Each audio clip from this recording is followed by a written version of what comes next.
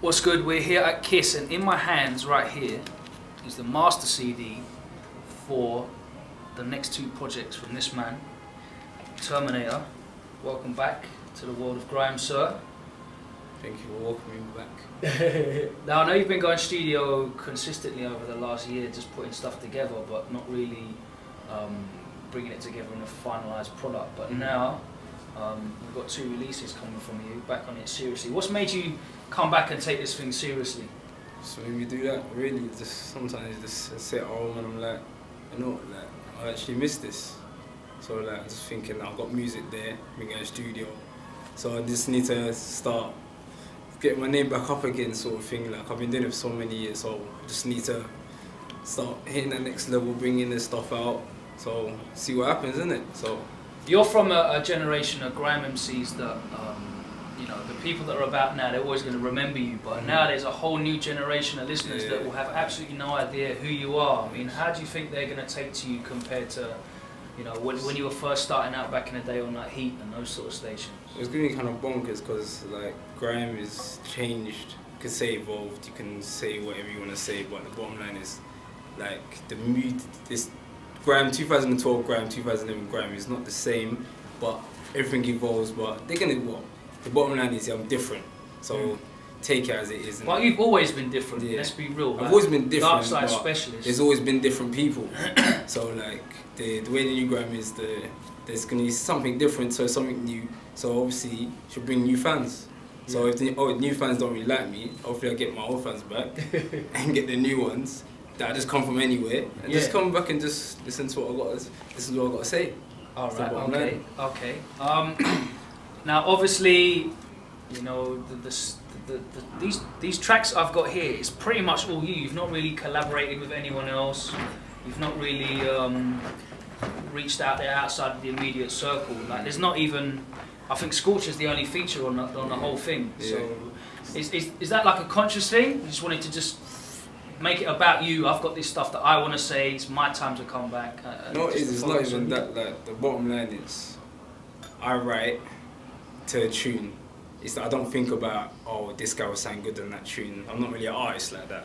I just do what I got to do to the tune, and then like more time, it's like Scorcher gets it, innit? So he makes he makes the beats, he gets it. So certain man can't come and sit in the same beat with me and don't get it, because they'll talk about something so irrelevant, and the way they'll talk about it or spit about it is so relevant to me. I'll be like, realistically, I don't even want them on it, so it's just a waste of time.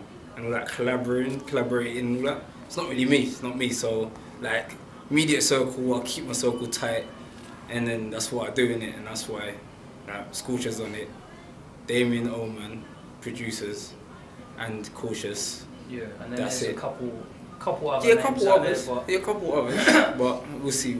So let me ask you a couple of questions now about, we were talking about how grime's changed and what have you. It must be crazy because you're seeing all these new kids coming through in the grime scene here getting talked about, but you're seeing guys like Wretch and Chipmunk and other people that have been around for a while going off and being incredibly successful in the mainstream world. I mean, like, how do you feel about that? Sitting back where you are, obviously you're doing fine anyway. Like, but just viewing it from outside the scene for a bit. Honestly, like, obviously growing up from Heat, doing all that sort of stuff, like, all the people that basically made it now used to be with us and Heat FM in that little box room, but heated up everything. So yes, good for them, they've evolved. This is that, they've taken it serious, so they've been doing it for so many years. This is what happens.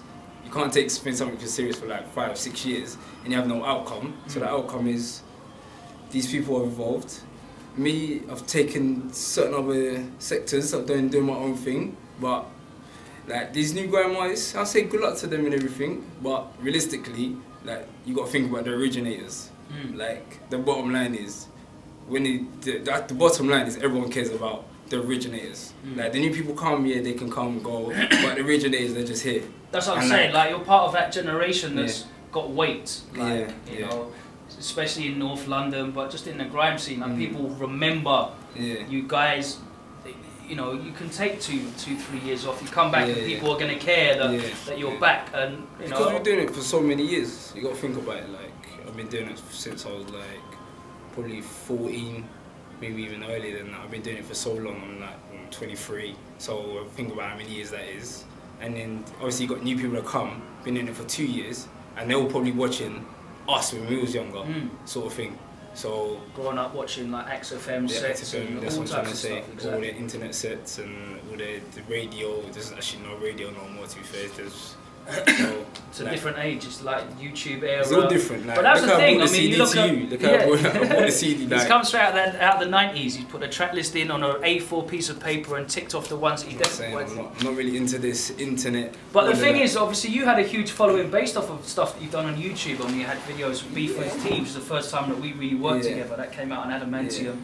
But there was a video for that. Obviously, your famous practice hours freestyle, all those DVDs that you featured on. So that was one of the ways that you really sort of got out there first. Yeah, it's true. It's very true. I mean, you must have noticed at that time that you'd come through like the pirate radio stations and spitting in proper underground raves, but suddenly you're getting these fans, and you must have thought, how are you listening to my music? How do you like my music? Is that anything you've ever really given much thought about? Because I thought about it, but then realistically, you go on YouTube and you look to the side. If you don't type nothing in, you look to the side and you look at the people. And you just click on something. You're like, this person's not really famous, but then let me just see what they got to say.